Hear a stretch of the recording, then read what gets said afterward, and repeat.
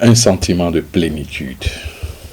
Vraiment, je puis vous rassurer que nous avons eu des prosternations de remerciements en guise de prière de grâce, comme on le dit tout court.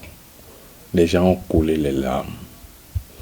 Un témoignage venant d'une femme du marché Tokpa qui me disait que sur la voie pavée, puisque c'est là où se trouvait son étalage, me dit que lorsque la nouvelle est tombée, les gens, de façon spontanée, sans écouter la musique, ont commencé par danser.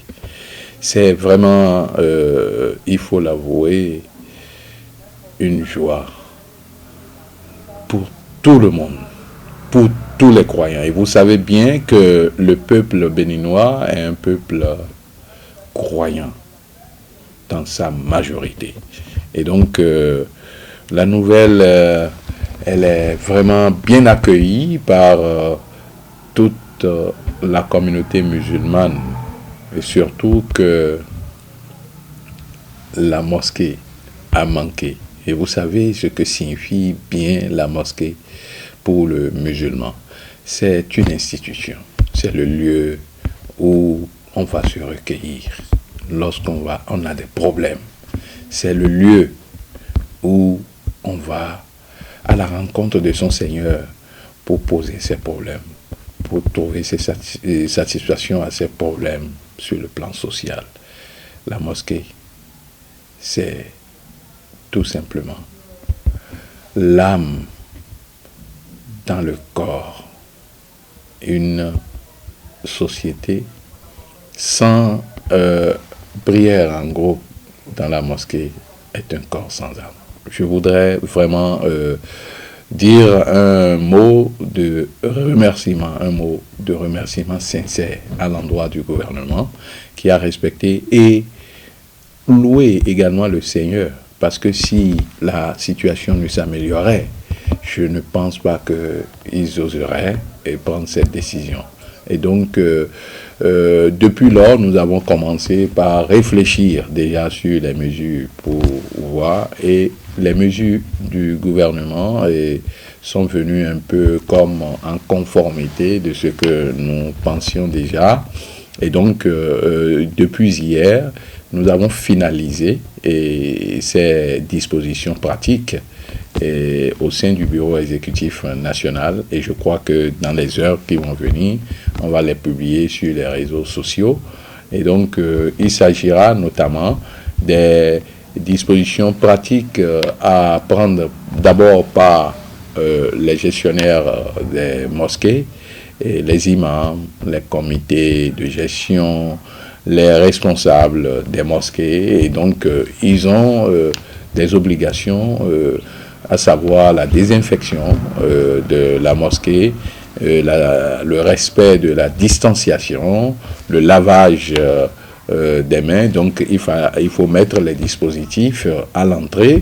Et aussi, il faut réduire considérablement la durée des prières, et surtout pour les prières de vendredi. Nous avons pensé qu'en 15 minutes, le sermon peut déjà prendre fin, et que immédiatement après chaque prière, le musulman doit rejoindre sa demeure ou son lieu de travail.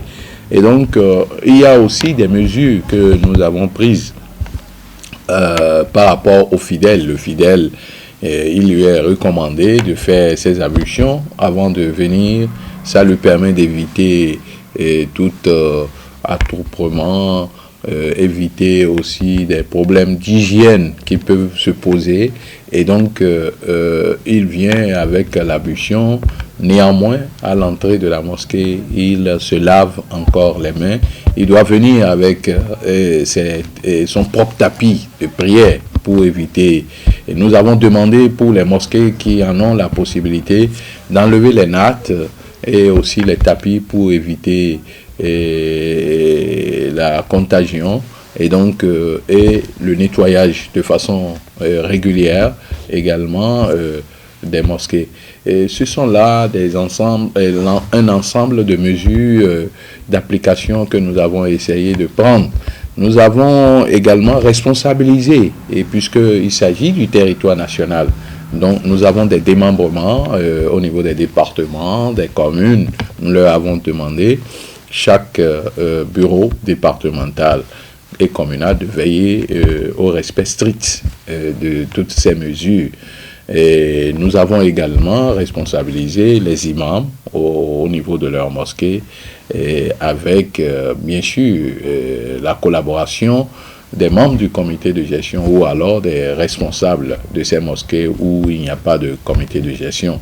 Donc ce sont là, et de façon globale, le travail qui est fait. Et il y a au niveau de l'Union islamique du Bénin un comité de veille qui suit tout sur l'ensemble du territoire national. Voilà le travail qui est fait, et nous pensons que nous restons conscients de la situation. La réouverture ne signifie pas la fin de la pandémie, et donc tout en veillant sur la vie humaine, nous allons adorer notre Seigneur, et nous continuons par sensibiliser les fidèles et prier également pour notre pays et surtout pour la santé de la population béninoise. La maladie est une réalité. Ce n'est pas une invention, et donc nous devons être conscients. La maladie, elle est contagieuse. Elle se propage et de façon grave. Et donc nous devons en être conscients. N'eût été les mesures qui ont été prises, on allait vivre le pire. Et n'oublions pas que le pire a été prédit pour nous, mais Dieu en a décidé autrement. Et donc, louons le Seigneur et continuons de respecter ces mesures-là, et surtout la distanciation.